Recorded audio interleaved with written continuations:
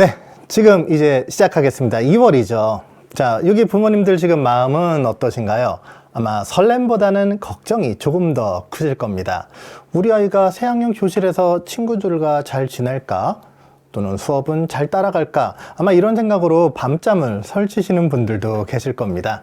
저는 오늘 어머님들께 현장 전문가로서 우리 아이들이 학교라는 사회에서 당당하게 맞설 수 있도록 가정에서 채워줘야 할 진짜 실력에 대해서 말씀드리고자 합니다.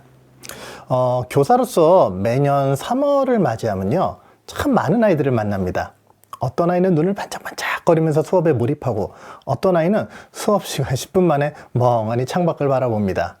이 차이는 지능의 차이가 아닙니다. 바로 기초와 습관의 차이입니다. 오늘 이 시간 제 선생님의 시각에서 우리 아이들의 2월 골든타임을 어떻게 보내야 할지, 그리고 실제 교실사를 바탕으로 아주 상세하게 짚어드리겠습니다. 자, 준비되셨나요? 자, 그럼 우리 아이들을 위한 진짜 공부 이야기 시작해 보겠습니다. 오늘 강연은 크게 세 가지 파트로 나누어 진행합니다. 첫 번째 파트에서는 학습의 뿌리에 해당하는 기초학력, 특히 문해력과 연산력을 다룹니다. 부모님들이 가장 많이 오해하시는 부분이 이거예요. 우리 아이 학년 올라가면 자연히 따라잡겠지, 나아지겠지 이러시는데, 교실에서는 반대 현상이 자주 보입니다. 기초가 약한 상태에서 진도가 계속 나가게 되고 진도가 빨라지면 아이는 더 노력이 아니라 회피로 반응하기 쉽습니다. 두 번째 파트에서는 학습의 줄기인 공부 습관, 즉 의지를 이기는 시스템을 이야기할 겁니다. 공부법 참 많죠. 근데 그거를 꾸준히 실행하게 만들 루틴이 없으면 아무 소용이 없습니다. 그리고 마지막 세 번째 파트에서는 AI와 디지털을 어떻게 지혜롭게 활용할지를 다룹니다. 여기서 중요한 건 무슨 도구를 쓰느냐가 아니라 어떤 원칙으로 쓰느냐입니다. 그리고 이제 마무리에서는 부모님의 역할, 즉 가르치는 사람에서 코치로 바꾸는 관점을 정리해 드릴 겁니다. 오늘 이 네 줄이 오늘의 지도라고 생각하시면 될 겁니다. 중간중간 제가 짧은 질문을 드리면 속으로 우리 집, 우리 가정은 어떻지? 라고 이렇게 체크만 해도 충분하실 것 같습니다. 자, 첫 번째 파트입니다. 기초가 흔들리면 새학기도 흔들립니다. 자, 강연의 본격적인 시작에 앞서서 왜 지금 이 시기, 즉 2월이 골든타임인지 짚어보고자 합니다. 이런 말이 있습니다. 3월에 나타나는 성취도의 격차는 사실 지난 겨울방학의 학습 결손에서 시작된다는 겁니다. 부모님들은 대개 이제 3월이 돼서 아이들의 교과서를 펼쳐보고 나서야 우리 아이가 뭘 배우나? 우리 아이가 이걸 모르네? 라고 이제 당황하시곤 합니다. 하지만 그때는 이미 새학년의 진도가 시작된 후라 결손을 메우기가 현실적으로 쉽지 않습니다. 그래서 2월은 남들보다 한 학기, 한 학년 앞서 나가는 선행의 시간이 아니라 지난 학년의 구멍을 찾아서 꼼꼼히 메우는 복구의 시간이 되어야 합니다. 그렇죠. 앞서가는 시간이 아니라 바로 구멍을 메우는 시간입니다. 학습의 결손은 마치 옷의 구멍과 같습니다. 처음에는 아주 작은 바늘구멍처럼 보여서 무시하고 지나치기 쉽지만 이게 학년이 올라가면 올라갈수록 그 구멍이 점점점 커져서 나중에 옷 전체를 찢어버리는 상황에 이릅니다. 특히 초등학교 교육은요, 이런 나선형 교육과정으로 이루어져 있어서 이전 단계 개념을 모르면 다음 단계를 절대 이해할 수 없는 구조입니다. 그래서 2월 한 달 동안 지난 학년에서 아이가 유독 힘들어했던 단원이나 기초적인 계산 실수 혹은 읽기 능력을 점검하는 것만으로도 3월 새학기 자신감은 완전히 달라집니다. 이런 말씀도 가끔 하시더라고요. 우리 애는 선행을 3번이나 돌렸는데 왜 학교에서 시험을 못 볼까요? 이렇게 묻는 분들에게 저는 늘 말씀드립니다. 구멍난 주머니에 아무리 비싼 금화를 집어넣어도 결국은 다 빠져나가기 마련이라고요. 오늘은 그 주머니에 구멍을 어떻게 찾고 어떻게 가장 단단하게 꿰맬 수 있을지 그 골든타임 전략을 하나씩 한번 알아보도록 할게요. 자, 이제 3월 교실 풍경을 우리 부모님들한테 보여드리겠습니다. 이렇습니다. 개학 첫날 이제 선생님들 아이의 눈빛과 행동만 보고도 이제 알아요. 이 아이는 학습 기초 탄탄하구나. 혹은 이 아이는 도움이 많이 필요하겠구나. 직감합니다. 그 차이는 어디서 올까요? 바로 제가 항상 강조하는 바로 학습 근육의 유무입니다. 제 학습 근육 뭡니까? 첫 번째로는요, 지시문의 이해 속도입니다. 이제 선생님이 수업 시간에 예를 들어서 교과서 24쪽을 펴고 밑줄 친 단어의 의미를 찾아서 동그라미 치세요 라고 이렇게 말했을 때 기초가 있는 학생들은 즉시 행동에 옮깁니다. 하지만 문해력이 부족한 학생은 멍하니 주변 친구들을 살핍니다. 왜? 방금 들은 말을 뇌에서 처리하지 못했기 때문입니다. 자, 두 번째는요, 바로 두 번째는 기초 계산, 즉 기본 계산의 안정감, 연산의 안정감입니다. 복잡한 어떤 서술형 문제를 풀 때도 기초 연산이 자동화된 아이는 바로 문제의 의도를 파악하는 데 에너지를 씁니다. 그런데 연산이 흔들리는 아이는 이미 덧셈, 뺄셈 단계에서 이미 뇌 에너지를 다 써버려서 정작 중요한 사고 단계에서는 지쳐버리고 맙니다. 그리고 마지막으로서는 이제 혼자 시작하는 힘, 즉 가장 중요하죠.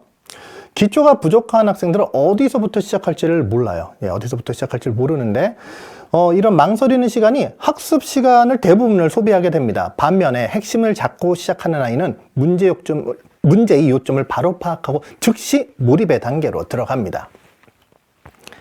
자, 이 사진 속 아이들 좀 볼까요?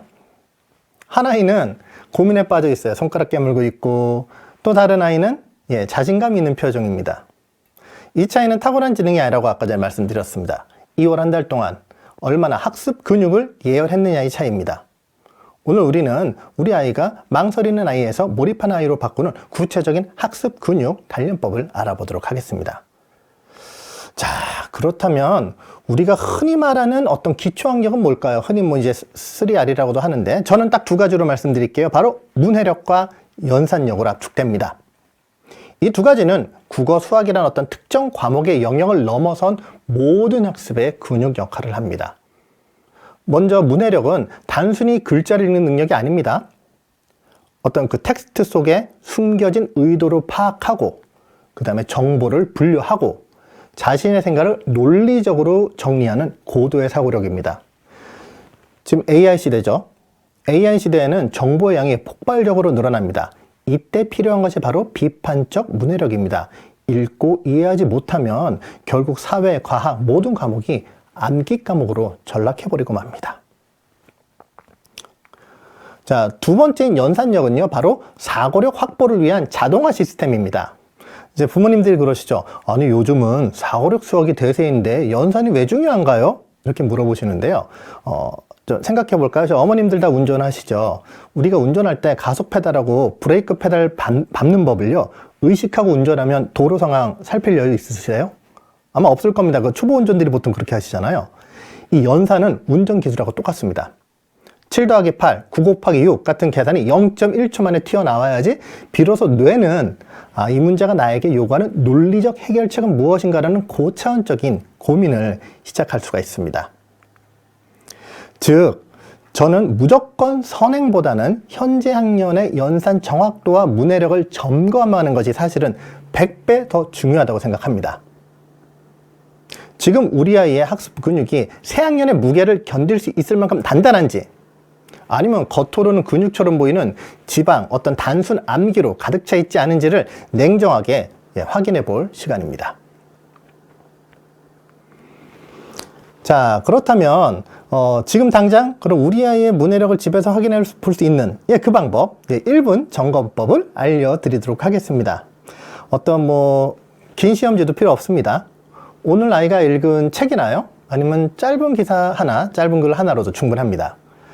첫 번째로 요약 능력을 한번 보세요. 아이에게 방금 읽은 내용을 한 문장으로 줄여서 말해볼래? 한번 물어보십시오. 이때 줄거리를 처음부터 끝까지 그대로 나열하거나 아니면 핵심과 상관없는 어떤 지엽적인 부분만 말한다면요, 이거는 요약 근육이 약한 겁니다. 그 다음에 둘째는요, 근거 능력을 확인해 보세요. 주인공이 왜 그런 행동을 했을까? 라는 만약 질문이 있다면 거기에 그냥요? 몰라요? 아니면은 이제 그럼 곤란하겠죠. 그렇지 않고 본문 속에서 단서를 찾아서 이 문장을 보니까 주인공의 마음이 이래서 이랬을 것 같아요 라고 답을 할 수 있어야 됩니다. 그 다음에 이제 셋째가 추론 능력입니다. 글 속에 모르는 단어가 나왔을 때 즉시 사전을 찾거나 이제 부모님께 묻기보다는 앞뒤 문맥을 통해서 이건 이런 뜻인 것 같아요 라는 그런 짐작하는 과정이 있는지 한번 살펴보십시오. 책을 많이 읽는 학생들은 이게 가능합니다. 즉 문해력 점검에서 가장 중요한 포인트가 있는데요. 바로 정답의 유무가 아닙니다. 바로 설명하는 과정입니다. 즉 아이가 정답을 맞췄어요. 그런데 그 이유를 논리적으로 설명하지 못한다면 그것은 사실은 찍은 것과 다름없습니다. 만약에 우리 아이가 문제를 끝까지 읽지 않고 대충 풀거나 요약하려고 할 때 본문의 문장을 그대로 베껴 쓰기만 한다면 이는 이제 문해력 기초공사가 시급하다는 신호입니다. 오늘 저녁 한번 아이와 함께 앉아서 이 세 가지 질문을 던져보세요. 아이들의 대답 속에 우리 아이들의 문해력의 현 주소가 담겨 있을 겁니다. 자, 그렇다면 이제 문해력의 구멍이 발견이 됐어요. 자, 이제 그럼 처방전이 필요하겠죠. 자, 제가 제안하는 해결책은요, 거창한 논술을 학원이 아니라 집에서 매일 실천할 수 있는 10분 루틴입니다. 이름하여 읽, 말, 스 루틴입니다. 자, 1단계는 읽기입니다. 읽기. 딱 3분만 투자하시면 됩니다. 아이들의 수준에 맞는 짧은 글 한 편을 소리 내서 읽게 해주세요. 그러니까 묵독보다는 이렇게 낭독이 뇌 언어 그 영역을요, 훨씬 더 강하게 자극을 합니다. 그리고 나서 2단계에서는 말하기로 5분을 씁니다. 자, 여기서 이제 부모님의 역할이 중요한데요. 방금 읽은 글에 대해서 한 문장 요약과 근거 한 개를 말하도록 유도해 보세요. 그러니까 아이들이 어려워할 수 있죠. 그랬을 땐 누가 무엇을 했니? 왜 그랬을 것 같니? 라는 구체적인 질문으로 도와주시면 됩니다. 자, 소리내서 읽었고 말을 했습니다. 그 다음 마지막 단계는 쓰기가 되겠죠. 이건 2분이면 충분합니다. 아니 2분이 어떻게 써요? 자, 잘 들어보시면 돼요. 어떻게? 방금 읽고 말한 내용 중에 가장 중요한 핵심 단어 3가지만 노트에 적게 하는 게 쓰기입니다. 문장을 쓸 필요가 없어요. 핵심 단어를 골라내는 과정 자체가 정보 분류 능력을 키우게 주기 때문입니다.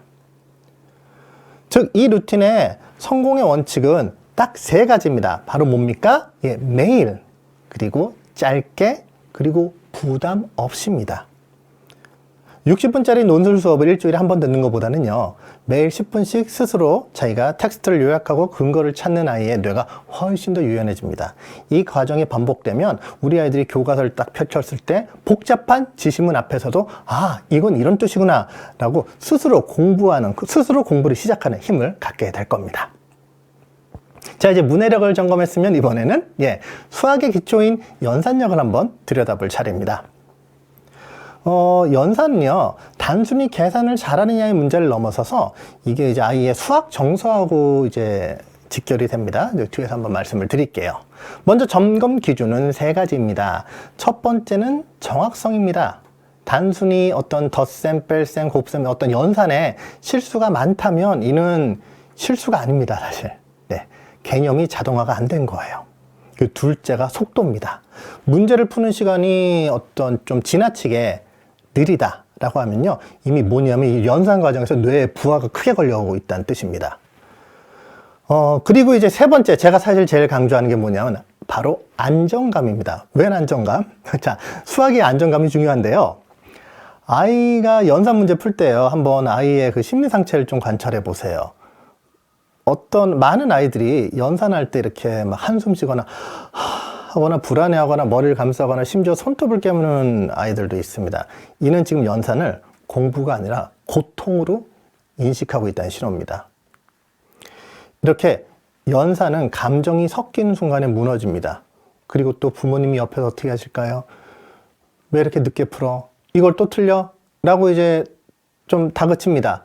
그럼 아이들의 뇌는요, 즉시 방어 기제를 작동시켜서 사고를 딱 멈춰요. 생각을 멈춥니다. 아는 문제도 실수하게 만드는 그 주범이 바로 이 불안감입니다.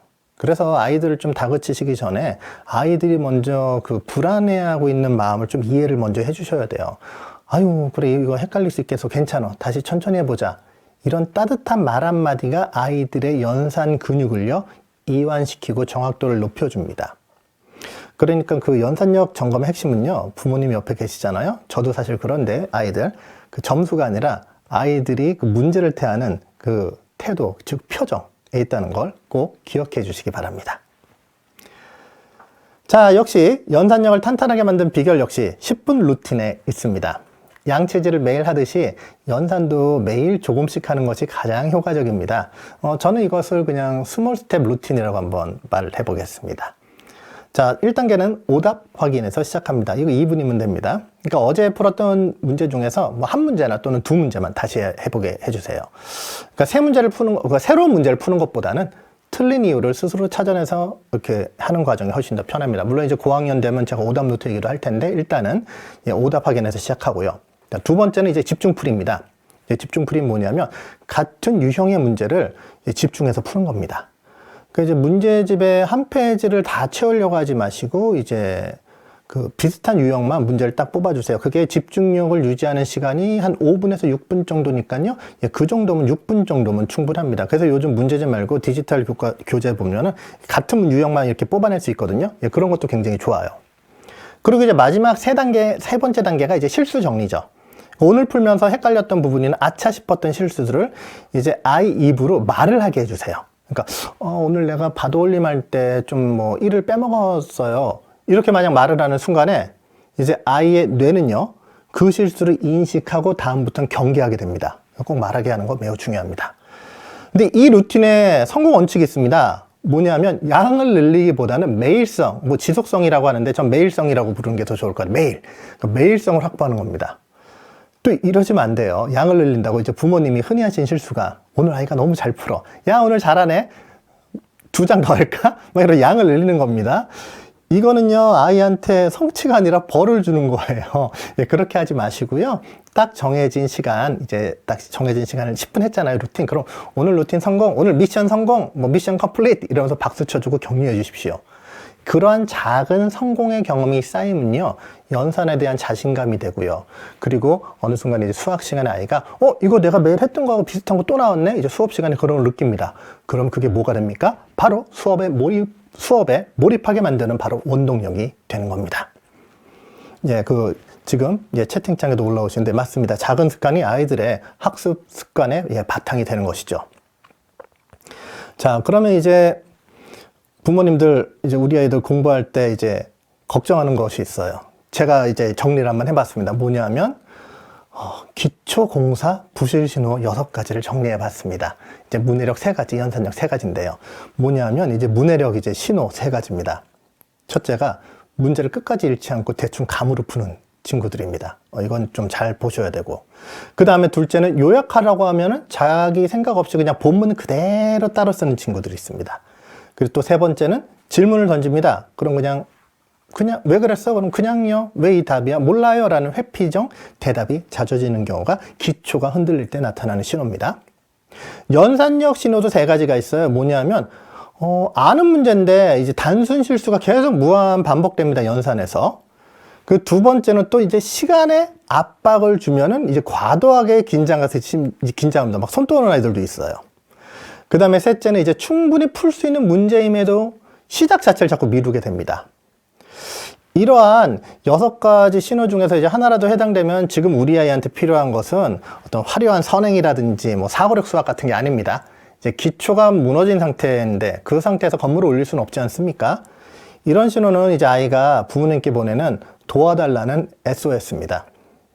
이때 넌 왜 이렇게 집중력이 없니? 라고 혼내기보다는 우리 아이가 이 부분에서 좀 기초 근육이 부족해서 힘들어하고 있구나 라고 먼저 이해를 해주세요.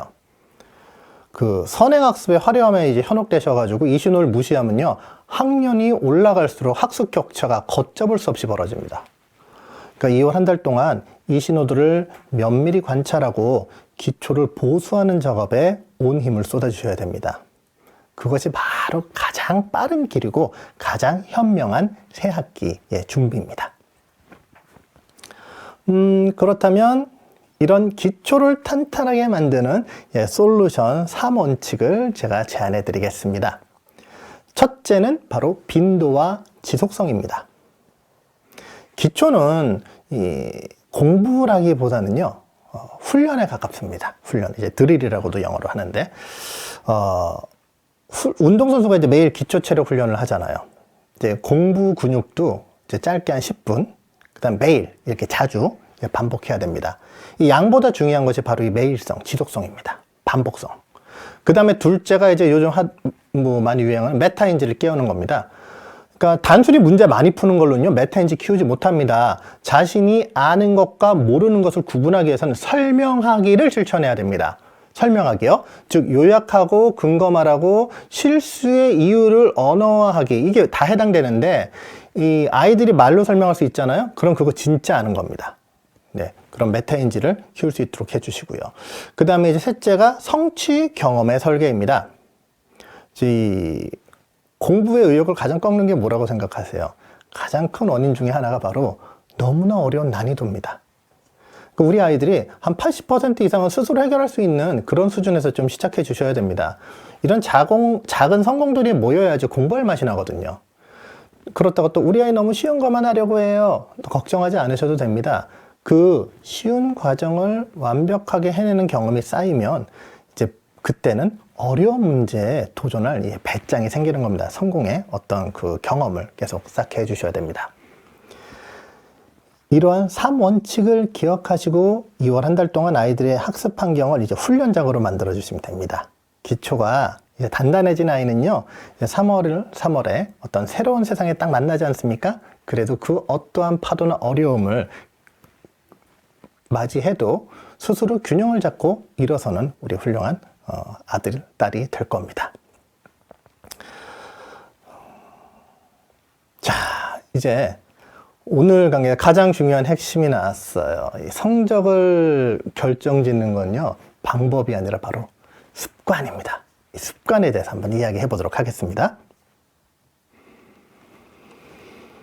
자, 부모님들은 공부 잘하는 아이하고 좀 공부를 좀 힘들어하는 아이하고 이 결정적인 차이가 뭐라고 생각하십니까? 뭐 한 끗 차이거든요. 이제 많은 분들이 이렇게 생각하세요. 뭐 특별한 공부법이나 아니면 무슨 과외나 뭐 이런 걸 떠올리시는데, 현장에서 제가 28년 동안 지켜본 바로는 결국은 습관의 차이였습니다. 습관. 자, 여기서 이제 우리가 꼭 알아야 될, 이해해야 될 과학적 사실이 하나 있습니다. 바로 의지력이 써 있죠. 의지력은 배터리입니다. 의지력은 배터리와 같아요. 우리가 공부 안 하는 아이들 보면 야, 너 의지가 부족해 라고 비난을 합니다. 근데 의지력이라는 게요, 무한한 자원이 아닙니다. 우리 아이들이 아침에 일어나서 학교를 갑니다. 거기서 교우관계, 친구관계를 또 가지고요. 수업을 듣는 과정이 있고요. 이 과정에서 아이들의 의지력의 배터리는 계속 소모돼 갑니다. 그래서 이제 방과 후에 집에 돌아왔을 때는 아이들의 의지력이 보통 대부분 다 바닥일 확률이 높아요. 이런 방전된 배터리로 공부를 시작하려고 하니까 아이들은 당연히 짜증을 내고 안 하게 되는 거죠. 그러니까 여기서 중요한 게요, 우리는 어떤 흔들리는 의지력이 아니라 의지력을 쓰지 않아도 먼저 몸이 반응하는 시스템입니다. 시스템. 이 시스템을 만드는 겁니다. 이게 루틴이에요. 루틴인데 이게 자동화입니다. 그냥 이렇게 받아들이는 겁니다. 제가 하는 말이 있습니다. 의지는 흔들리지만 시스템은 남는다. 즉 루틴이라는 것은 결국 뇌를 자동화시키는 겁니다. 그러니까 저희가 아침에 이제 일어나잖아. 아침에 일어나면은 아무 생각 없이 화장실도 가고 그다음에 양치질도 하지 않습니까? 그러니까 정해진 시간이 되면 아이들이 아무 생각 없이, 그러니까 뭐 고민을 하지 않고 그냥 책상 앞에 앉는 상태로 만드는 게 바로 루틴의 힘입니다. 그러니까 이제 오늘 공부할까 말까 이제 고민하는 순간에 이미 의지력의 배터리는 거기서 소모되기 시작하는 겁니다. 그러니까 고민할 필요조차 없는 환경, 즉 습관이 형성되면 아이는 공부에 대한 심리적 저항감을 획기적으로 줄일 수 있습니다.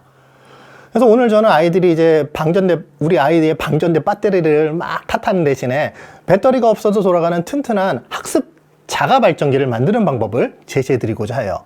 어떤 방법론에 매몰되면 안 됩니다. 지금 우리 아이에 대한 필요한 것은 화려한 기교나 무슨 기술이 아니라 매일 같은 자리를 지키는 묵직한 습관의 그릇입니다. 그거 한번 알아보도록 하죠. 자, 새 학기마다 이제 큰 목표를 세웁니다. 뭐 어른도 마찬가지고 우리 아이들도 마찬가지죠. 근데 보통 작심삼일로 끝납니다. 그 이유가 뭘까요? 크게 세 가지 원인이 있습니다. 첫 번째가 목표의 모호함입니다. 이번 학기에 어떻게 할까요? 열심히 하자. 이거 굉장히 추상적입니다. 이거는 뇌에 아무런 자극을 줄 수가 없어요. 어떻게 하지? 그냥 열심히 하는 거지 뭐. 이거 안 됩니다. 목표의 모호함. 이거 힘들죠. 그 다음에 두 번째는요, 높은 진입 장벽입니다. 처음부터 또 이제 계획이 너무 거창해요. 그래가지고 엄청나게 많은 분량을 제시하잖아요. 그럼 뇌라는 게 굉장히 신기해서 많은 분량을 제시하면 뇌를 이걸 위협으로 생각합니다. 위협. 나를 위협하고 있어. 그래서 그렇게 인식하면 회피합니다. 회피하려고 그러고요. 그 다음에 세 번째 좀 중요해요. 세 번째는 이 감정적 대응인데 이게 바로 부모님의 감정적 대응입니다. 즉 아이가 어떤 계획을 지키지 못했을 때 쏟아지는 비난하고 잔소리는요, 학습 자체를 굉장히 부정적인 기억으로 각인을 시킵니다. 자, 이를 해결하기 위해서는요, 세 가지 키워드를 꼭 기억해 주시면 됩니다. 바로 작게, 구체적으로, 감정 없습니다. 먼저 습관은요, 아주 작게 시작해야 됩니다. 예를 들어서 수학 문제 10페이지 풀기, 이거 습관 안 됩니다. 이거 습관 되기 어려워요. 왜? 작게 잡아야 돼. 작게. 어떻게? 자, 책상에 앉아서 문제 펴기, 이거를 첫 번째 목표로 삼는 겁니다. 네, 뇌가 눈치채지 못할 정도로 작게 시작해야지 거부감이 없습니다. 그 다음에 둘째는요, 구체적이어야 합니다. 이렇게요. 그냥 책상에 앉아서 10분 하기 이것도 좋지만 저녁 먹고 7시 정각에 거실에 책상에 앉아서 연산 10분 하기처럼 시간, 장소, 행동을 명확하게 규정하시는 게 좋습니다. 그 다음에 셋째, 아까 전에 말씀드린 것처럼 가장 중요하면서 힘든 건데 바로 감정을 빼는 겁니다. 아이가 루틴을 지키지 못했어요. 그때 이제 화를 내시기보다는 너 왜 이거 못했어? 이게 아니라 오늘 어떤 부분에서 이게 지켜지지 않았니? 이렇게 해서 오늘 어떤 부분 때 뭐 때문에 힘들었을까라는 어떤 데이터 중심의 대화를 나눠야 됩니다. 감정 중심이 아니라요. 습관은 감정의 기복이 없을 때 가장 잘 형성됩니다. 이제 부모님은 심판관이 아니라 아이의 습관이라는 성을 이렇게 쌓을 때요, 벽돌을 하나씩 건네주는 조력자가 돼야 됩니다. 이 세 가지 원칙만 잘 지켜도요, 아이들의 태도는 진짜로 놀라울 정도로 달라집니다. 자, 그렇다면 구체적으로 어떤 습관을 잡아야 할까요? 초등학교 우리 학생들, 이제 초등학생에서 핵심이 4가지 습관을 한번 제가 제안해 보도록 하겠습니다. 먼저 첫 번째는요, 시작 시간을 고정하는 겁니다. 공부는 시간 날 때 하는 게 아닙니다. 시간 되면 하는 겁니다. 가끔 이렇게 시간 나오면 공부해야지, 아니에요. 시간이 되면 그 자동으로 공부하는 루틴 하는 겁니다. 그 다음에 둘째는 이런 거 괜찮아요. 시작 행동을 고정하는 겁니다. 그러니까 예를 들어서 앉자마자 뭐 10분 루틴이라면 뭐 10분 타임을 맞춘다든지, 아니면 그때 이제 물을 한 잔 있으면 따뜻한 물이나 한 잔 이렇게 마신다든지라고 해서 이러한 어떤 30초 내외에 자신만의 의식을 하나 만드는 겁니다. 그래서 앉아서 어떤 행동을 하면 딱 시작 행동이 고정되는 거예요. 그 다음에 셋째는 짧은 단위 완료입니다. 즉, 긴 시간 공부보다는 15분 단위로 집중하고 성취하는 것이 훨씬 중요합니다. 우리 아이들의 집중 시간이 길지 않습니다. 그 다음 넷째는 마무리 기록입니다. 단 한 줄이라도 오늘 무엇을 했는지 적는 게 메타인지를 완성을 하게 되는 겁니다. 그러니까 길게 쓸 필요도 없어요. 포스트잇을 써도 상관없습니다. 즉, 습관은 거창한 목표가 아니라 작은 반복에서 시작되는 겁니다. 아마 이거는 부모님들도 다 아실 거예요. 습관이라는 건 작은 반복에서 시작된다는 거. 자, 예, 그렇죠. 부모님들, 예. 그렇죠. 예, 감정 빼기 여전히 어려우셔요. 예, 제일 어렵습니다. 사실. 머리는 아는데 가슴이 아프실 거예요. 예. 자, 이를 이제 시스템 할 수 있는 공식 알려드릴게요. 공식을 3-2-1 규칙으로 제가 말을 한번 붙여봤습니다. 먼저 이렇게 3-2-1인데요. 지금 1, 2, 3 이렇게 나와 있는데, 먼저 첫 번째는 이제 주 1회 학습 회고 한번 대화를 해보는 겁니다. 그래서 이번 주에 어떤 게 가장 기억에 남는, 이거 이제 주 1회 하시는 거고요. 그 다음에 주 2회 동안에 이제 점검을 하는 겁니다. 주간 점검인 거죠. 그래서 진도표를 체크하고 이제 부족한 부분에 대해서 한번 이야기를 해보는 거고요. 그리고 마지막으로 이제 매일 하는 게 3개가 있어요. 뭐냐면은 이제 매일 할 수 있는 거, 문해력, 뭐 얘를 루틴을 만드는 겁니다. 문해력하고 그 다음에 뭐 연산하고 영어하고 보통 뭐 이렇게 할 테니까요. 이런 식으로 3가지 루틴 정도를 한번 매일매일 한번 만들어 보는 겁니다. 그렇게 하시는 게 중요해요. 여기서의 핵심은 바로 루틴은 양으로 하는 게 아니라 구조를 만드는 겁니다. 구조를 만들어 놓으면 그 안에서 양이 늘어나게 돼요. 그러니까 구조를 만드는 게 먼저 죽어서 양을 넣어버리면 구조가 망가지게 되는 겁니다. 네, 그래서 양이 적더라도 정해진 구조에서 매일 반복하는 게 뇌에서 가장 깊은 학습 경로를 만들어내요. 네, 그래서 이러한 3, 2, 1 규칙은 아이들에게 나는 매일 무언가 해내는 사람이다라는 강한 자아 정체성을 선물하게 됩니다. 이 구조가 잡히잖아요. 그럼 우리 학생들은 복잡한 학교 생활 속에서도 아이들은 자신의 중심을 잃지 않고 뚜벅뚜벅 걸어갈 수가 있게 되는 겁니다. 자, 이제 부모님들이 가장 좋아하는 이제 실전 페이지, 실전에서도 어떻게 운영하나 이제 실전 페이지 한번 보여드리겠습니다. 가정에서 아주 즉시 활용이 가능한 35분 황금 루틴 예시를 한번 보여드리겠습니다. 이 루틴은 우리 아이들의 집중력과 성취감을 극대화하도록 설계됐습니다. 먼저 준비하기 5분입니다. 이제 단순히 책상 앞에 앉아 있는 게 아니라 주변을 정리하고 타이머를 세팅하고 이제 뇌한테 신호 보내는 거예요. 몰입해라 라는 신호를 보내는 시간이 한 5분 정도 있습니다. 네, 그 다음 문해력 루틴 10분입니다. 이제 아까 제가 말씀드린 거 있죠? 네, 읽기, 요약하기, 뭐 근거 찾기 이렇게 해서 압축적으로 진행을 하는 겁니다. 자, 이제 문해력 루틴 끝났어요. 그 다음에 이제 연산력 루틴을 가는 겁니다. 연산력 루틴에서 이렇게 오답 확인하고 집중적으로 풀고 그 다음에 이렇게 실수 정리하고 이렇게 2분 정도 가는 겁니다. 이렇게 2분 해가지고 연산력 10분을 가는 겁니다. 자, 그 다음에 뭐죠? 예, 그 다음에 중요한 것이 이제 마무리 5분입니다. 오늘 내가 무엇을 해냈는지 스스로 한 줄 기록하고 성취감을 맛보게 하는 겁니다. 만약에 이제 문해력 같은 경우는 문장, 수학도 문장으로 할 수 있어요. 수학으로 문장을 할 수도 있고 그게 어려우면 그날 가장 기억에 남았던 문제를 한 번 더 써도 상관없습니다. 자, 그 다음에 이제 요거인데요. 예, 꿀맛 같은 휴식을 보장해야 되면 이게 리워드입니다. 이게 즉 보상인 거예요. 보상. 이건 단순히 쉬는 시간이 아니라 보상 시스템입니다. 이제 공부 다 했으니까 쉬어? 이게 아니라 루틴의 마지막 단계로 항상 설정하십시오.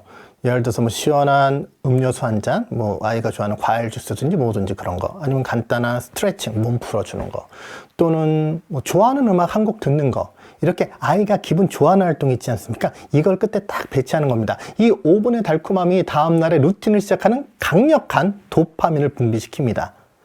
그럼 또 이렇게 생각하시죠. 뭐 이거 35분 해가지고 성적 오를까요? 라고 생각하실 수도 있어요. 하지만요, 멍하게 2시간 앉아 있는 것보다 밀도 있는 35분을 매일 성공하는 아이가요, 교실에서 보여준 어떤 집중력 깊이 있죠? 비교할 수 없을 만큼 깊습니다. 그리고 이 루틴의 주인공은 누가 돼야 됩니까? 우리 아이들이 돼야 됩니다. 그래서 이제 아이들과 항상 상의해서 시간을 조금 이제 조정해 보시되 준비, 집중, 마무리, 보상이라는 구조만큼 지켜주셔야 됩니다. 예를 들어 뭐 35분이 어렵다면 좀 줄일 수 있고 35분이 잘 되면 더 늘릴 수는 있으나 이 구조는 지켜주시는 게 좋습니다. 예, 그렇죠. 자, 습관을 나타내는 것은 시스템이죠. 시스템인데 그 시스템을 유지하게 만드는 게 이제 부모님들이 아까 전부터 지금 계속 채팅창을 보니까 어렵다고 하는 게 바로 예, 그 태도, 감정 배제인데 바로 말에서 나옵니다. 똑같은 상황에서도요, 부모님이 어떤 말을 던지느냐에 따라서 아이의 습관이 단단해지기도 하고 무너지기도 합니다. 특히 이제 피해야 될 말이 여기 나와 있죠. 감정 압박형 대화. 이건 사실 누가 들어도 싫어해요. 어른이 들어도. 왜 그걸 몰라? 뭐 옆집 친구 다 아는데, 다른 친구는 다 아는데, 너 뭐 안 되면 큰일 나. 막 이렇게 비교나 비난을 하죠?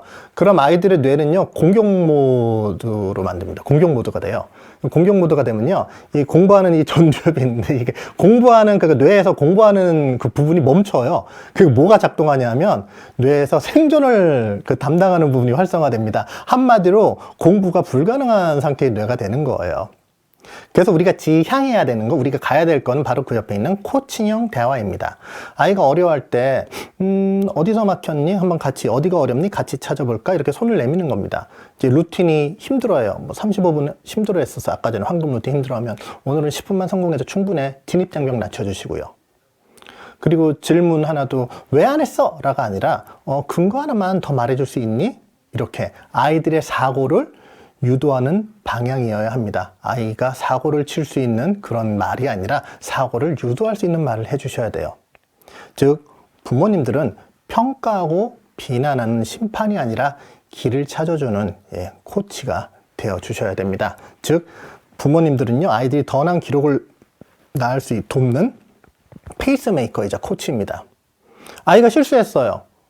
이거는 네 실수를 늘어나게 할 수 있는 아주 귀중한 자료야 라고 말해주는 부모님 밑에서 자란 아이들은요, 실패를 두려워하지 않는 대범한 학습자가 됩니다.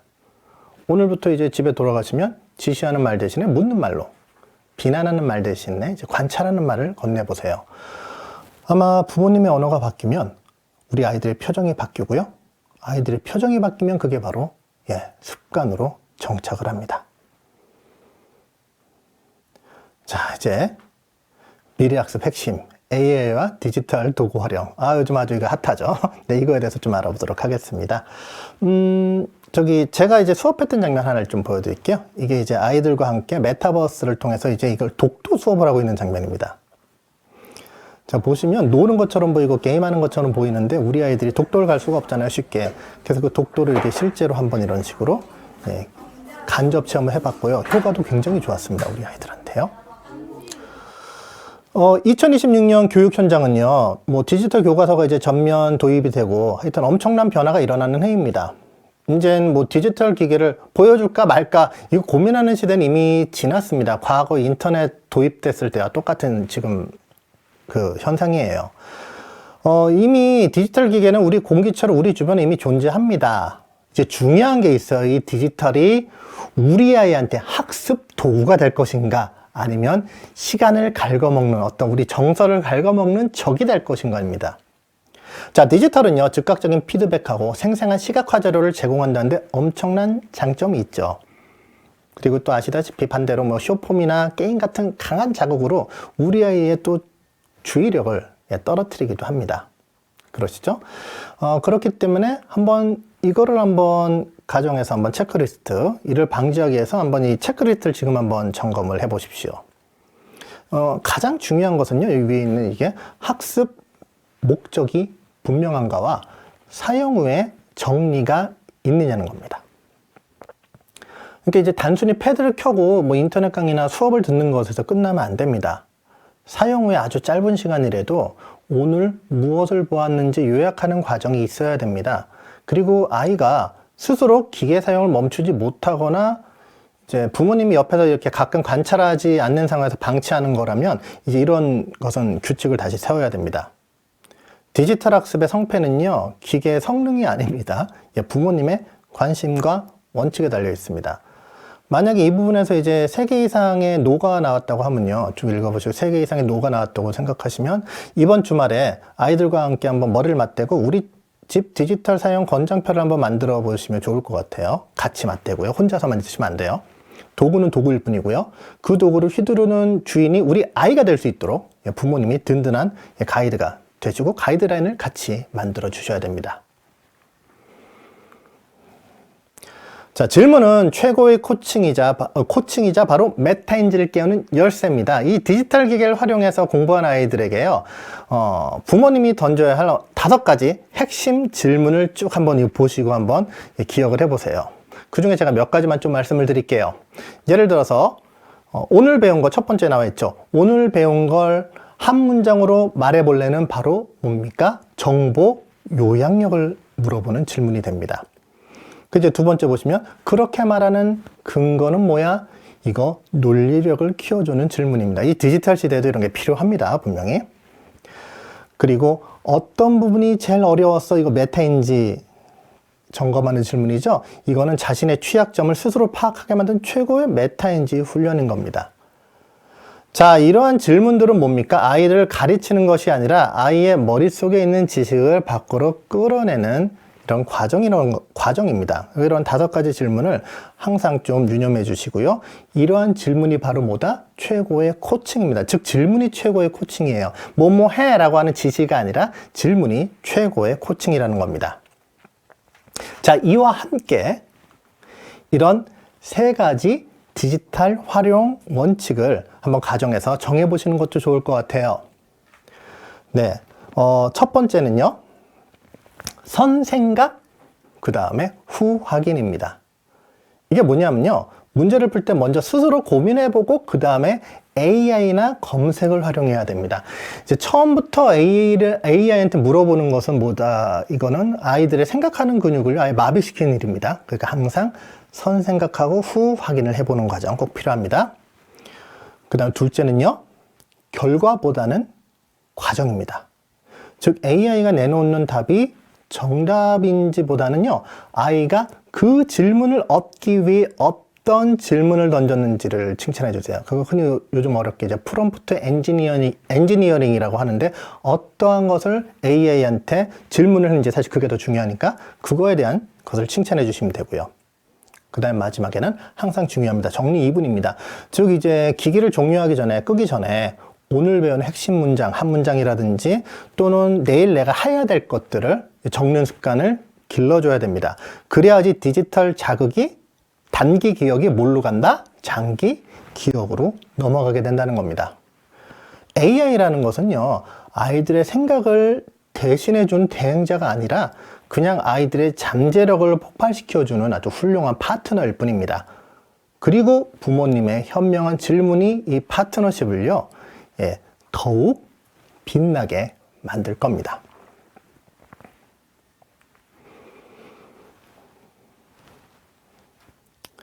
자, 이제 마지막으로 부모님의 역할에 대해서 말씀을 드리면서 한번 마무리를 한번 지어보고자 합니다.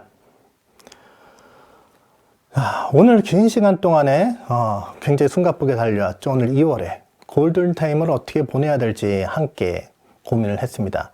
근데 결국 이 모든 솔루션의 마무리는 이제 부모님의 역할로 귀결됩니다. 이제 부모님은요, 더 이상 지식을 직접 가르치는 선생님이 되려고 애쓰지 마십시오. 대신에 이제 훌륭한 코치가 되주셔야 됩니다.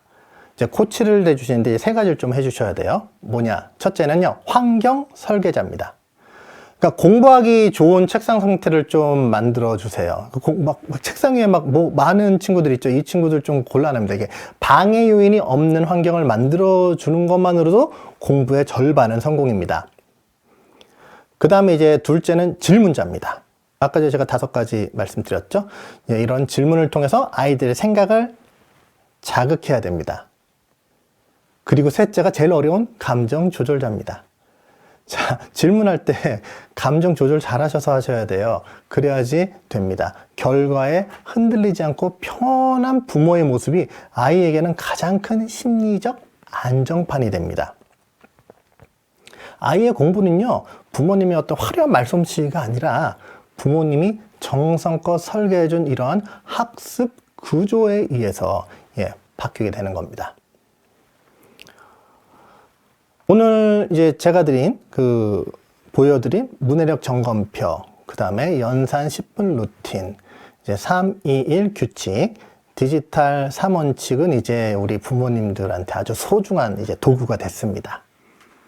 이제 가정에서 이 도구들을 하나씩 이렇게 꺼내셔가지고 우리 아이들한테 이제 맞게 한번 이렇게 직접 다듬어 보세요. 이제 우리 아이하고 같이 하다 보면 아마 최적의 솔루션이 나오게 될 겁니다. 그리고 완벽하지 않아도 괜찮습니다.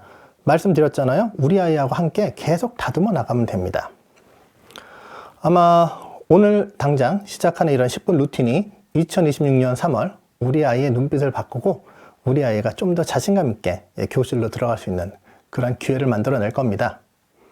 3월 교실에서 우리 아이들이 선생님, 저 준비됐어요 라고 말하면서 환하게 웃는 모습을 저 역시 교실에서 기다리고 있겠습니다. 네, 주재본 선생님의 강연 잘 들었습니다. 현장에서 아이들을 직접 만나며 느끼신 이야기라서 학부모님들께도 정말 많은 공감과 도움이 되었을 것 같습니다. 바쁜 일정 가운데 오늘 이렇게 시간 내주셔서 정말 다시 한번 감사의 말씀 드립니다. 자, 이제 이어서 학부모님께서 사전에 보내주신 질문을 중심으로 2부 Q&A 시간을 진행해 보겠습니다. 많은 질문 가운데 문의가 가장 많았던 5가지 질문 선정해서 선생님과 함께 하나씩 짚어보겠습니다. 자, 그럼 첫 번째 질문부터 바로 시작해 보겠습니다. 네, 초등 입학 전후 꼭 준비해야 할 가장 중요한 학습 습관은 무엇일까요? 그래서 한글이나 수학 지도보다 더 먼저 점검해야 할 준비 포인트가 있다면 알고 싶습니다 라고 남겨주셨어요, 선생님. 이제 그렇죠. 한글 이제 수학도 중요한데 그거보다 더 중요한 게 있는데 바로 매일 정해진 시간에 학습하는 습관, 즉 루틴이죠. 특히 초등학교 입학할 때 가장 큰 변화가 이게 뭐냐면 아이들이 이제 유치원 때 어떤 자유로운 놀이에서 이제 드디어 시간표에 따른 어떤 구조화된 학습으로 전환되는 겁니다. 그러다 보니까 이때 아이들이 어려움을 겪는 이유는 이제 학습 내용 자체보다는 앉아서 집중하는 시간에 익숙하지 않기 때문이에요. 예. 그러니까 입학하기 전에 3가지 핵심 습관을 좀 이렇게 기르면 좋을 것 같아요. 그러니까 첫 번째로는 정시 학습 루틴입니다. 그러니까 매일 같은 시간에 정해진 시간, 같은 뭐 오후 3시랑 오후 3시 이렇게 10분이나 15분씩 책상에 앉아있는 습관. 그 다음에 두 번째는 이제 자기주도적 학습을 시작해야 돼요. 엄마가 시켜서가 아니라 내가 할 시간이니까 라고 해서 스스로 책상에 가는 습관. 그 다음에 이제 세 번째는 작지만 되게 중요한데 이제 학습도구 정리하는 거 있죠? 네, 맞아요. 연필, 지우개 이렇게 자기 물건을 스스로 챙기고 정리하는 습관이 필요합니다.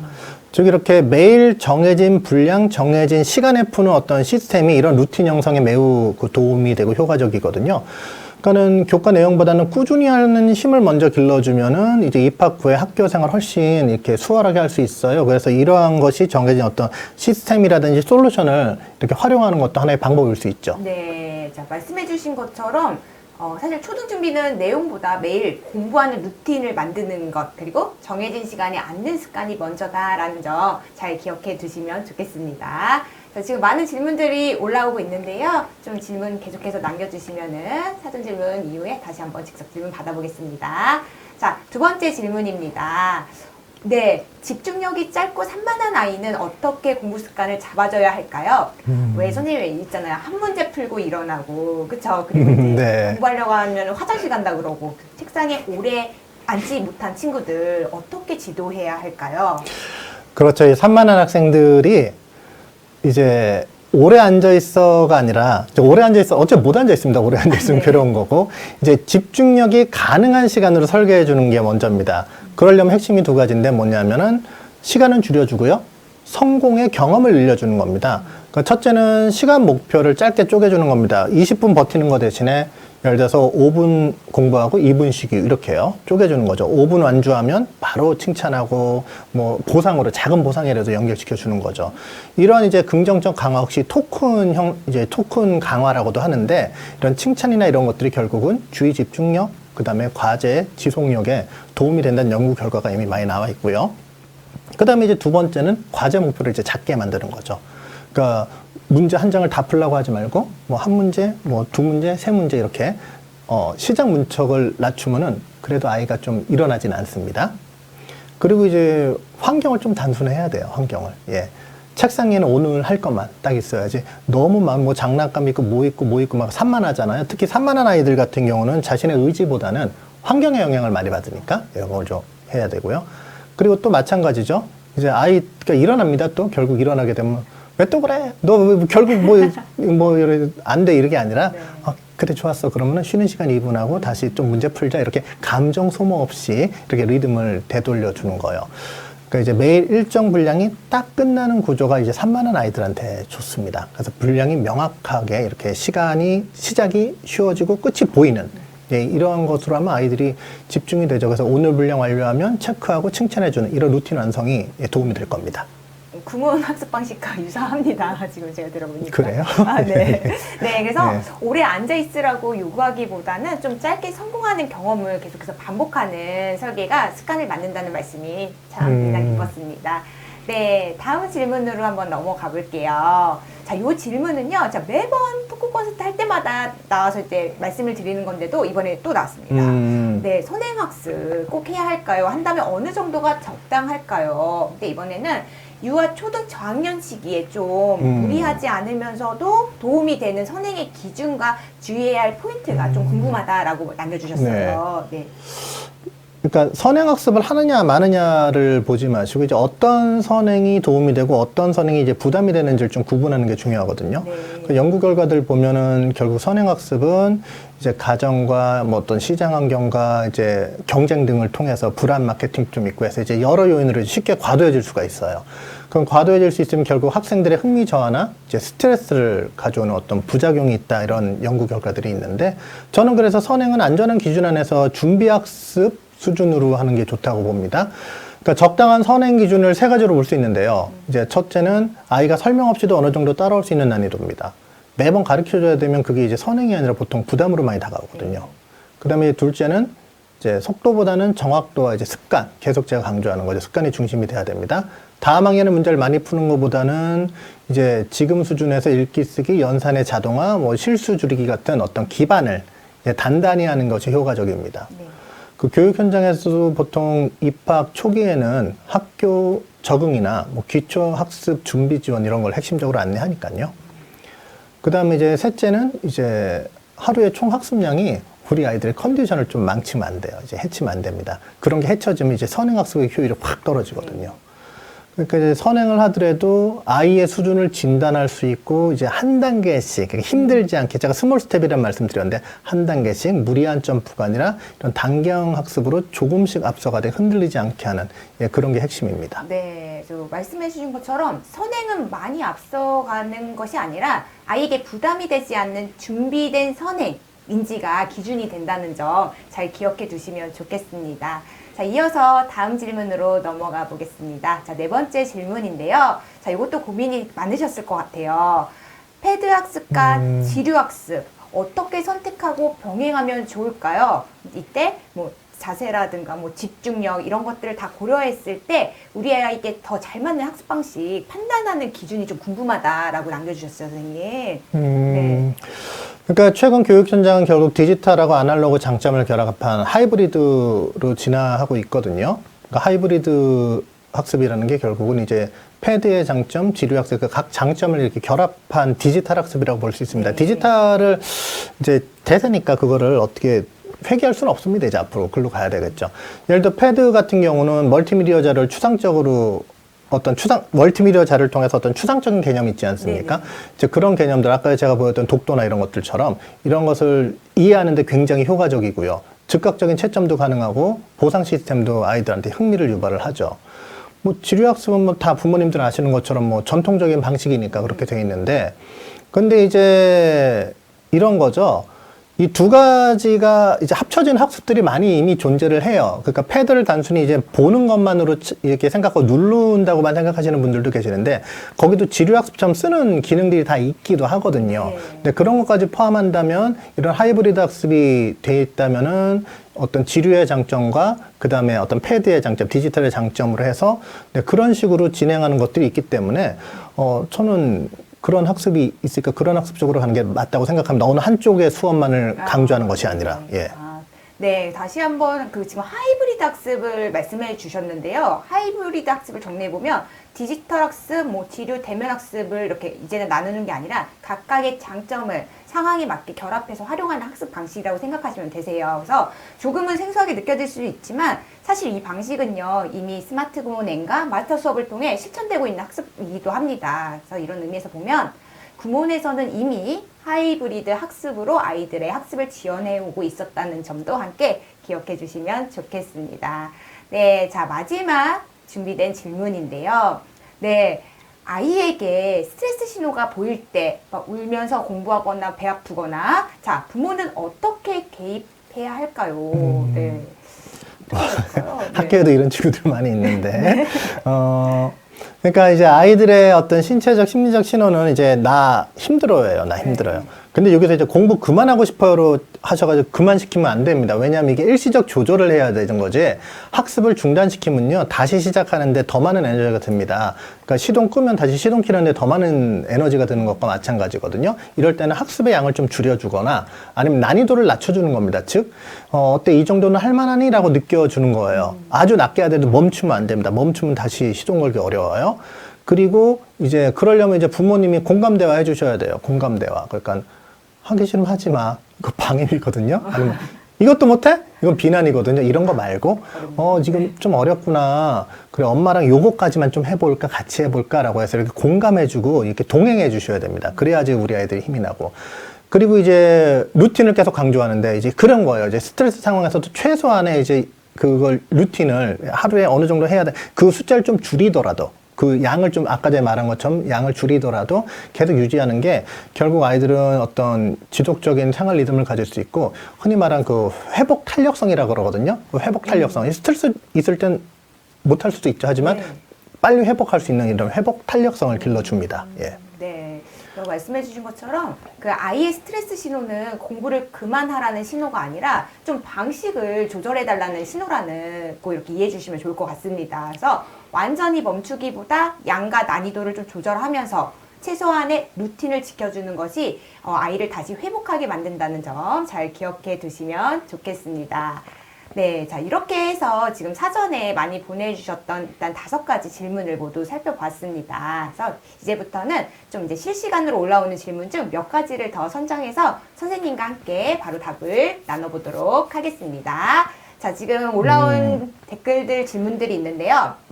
한번, 자, 첫 번째가 공부를 다 하면 게임을 해주게 하는 것처럼 하루에 정해진 공부의 양을 소화하면 아이가 원하는 그 보상을 주는 것도 좋은 방법일까요? 아이가 원하는 보상은 저는 반대합니다. 아이가 원하는 보상을 하지 말고요. 부모님과 협의한 보상을 해주시는 게 좋아요. 예를 들어서 이제 공부를 35분 황금 루틴을 했다고 해볼게요. 그런데 그러고 나서 1시간을 게임하면 사실은 앞에 있는 황금 루틴이 무너지게 되는 겁니다. 제가 아까 전에 말씀드린 것처럼 거기서 5분 정도의 보상을 말씀드렸잖아요. 그러니까 음악을 하나를 듣는다든지 5분 동안 스트레칭을 한다든지. 스트레칭도 그냥 하면 재미없어요. 그럴 때 엄마랑 아빠랑 같이 하는 스트레칭 해주십시오. 그거 아이들이 굉장히 좋아합니다. 서로 이렇게 손 맞잡고 뭐 하는 것도 굉장히 좋아해요.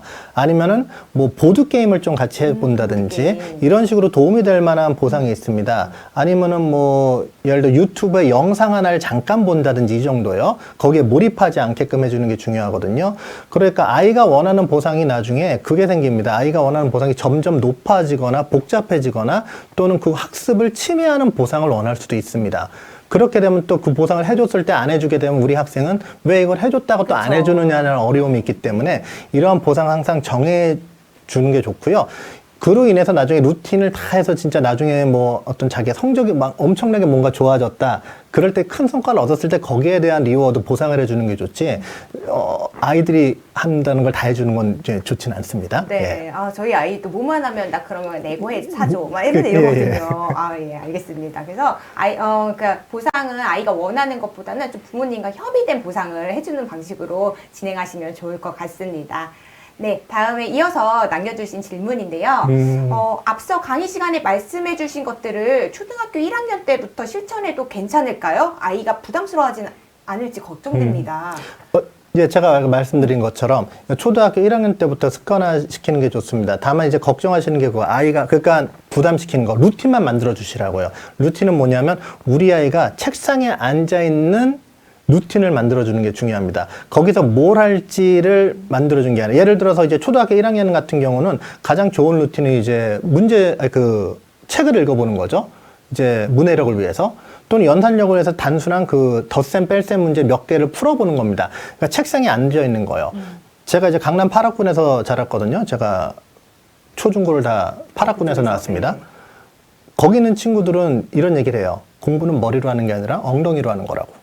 예, 엉덩이로 하는 겁니다. 그래서 네. 공부는 머리로 하는 게 아니라 엉덩이로 한다고 저희는 얘기했거든요. 그러니까 이러한 루틴을 잡아주는 거는 오히려 초등학교 1학년 때부터, 그러니까 1학년 학생들은 보통 앉아있는 시간이 5분 정도가 되는 경우도 많이 있어요. 그 시간이라도 잠깐 앉아있을 수 있게끔 해주는 게 중요합니다. 네. 그래서 1학년 학생들 제가 봤을 때 굉장히 좀, 저 학생 훌륭하다라는 아이들은 책상에 앉아있는, 의자에 앉아있는 습관이 돼 있는 친구들이에요. 그거를 키워주시는 건 부담스럽지 않을 거고요. 거기에 대한 충분한 또 칭찬을 많이 해주시면 우리 아이들은 굉장히 좋아할 겁니다. 네. 예. 아까 강의에서도 아이들의 그 공부의 양이 아니라 그 구조를 만들어 드리라고 부모님께 말씀했는데 그 구조를 만들어 주시면 될 것 같습니다. 루틴을. 그래서 그렇게 해주시면 될 것 같고요.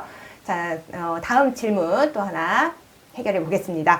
자, 이미 안 좋은 학습 습관이 잡혔을 때 어떻게 다시 습관을 잡아줘야 할까요, 선생님? 저도 궁금하네요. 자, 말씀드렸습니다. 습관을 잡는 건 결국 반복적인 작은 행동으로 인해서 잡혔다고 했잖아요. 네. 그 안 좋은 습관이 잡혔을 때는 이미 그게 한 번에 잡힌 게 아니에요. 꾸준히 뭔가로 안 좋은 게 잡힌 겁니다. 정말 죄송스럽지만 저렇게 안 좋은 학습 습관이 잡혔으면 좋은 학습 습관을 만들어줄 수 있으나 그 기존의 습관을 바꿔야 되는 게 훨씬 어렵습니다.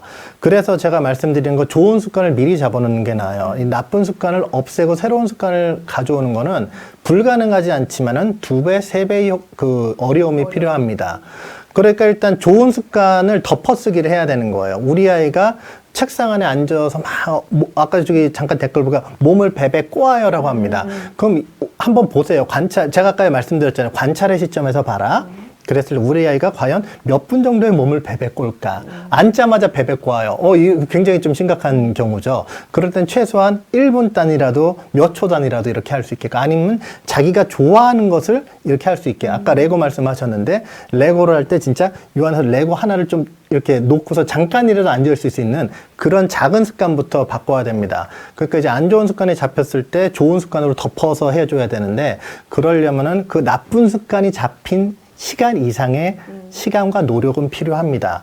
그러니까 바꿀 수는 있어요. 그래서 좋은 습관을 계속적으로 유지하셔야 되고 그만큼 사실은 나쁜 습관이 있었다는 거는 그만큼 부모님의 관찰이 살짝 부족했다는 얘기니까 관찰을 좀 더 많이 해주시고 그리고 감정이 어쩌면 더 많이 개입해서 아이들이 나쁜 습관이 없을 수도 있어요. 계속 잔소리하고 혼내고 이럴까 아이들이 그러니까 그거를 조금 더 배제해 주시고 하셔서 그렇게 계속 지도하시면 분명히 좋은 습관으로 다시 잡으실 수 있을 겁니다. 네, 명심하겠습니다. 왜 예. 제가 명심을 해야 될지 모르겠지만 예. 명심하겠습니다, 선생님.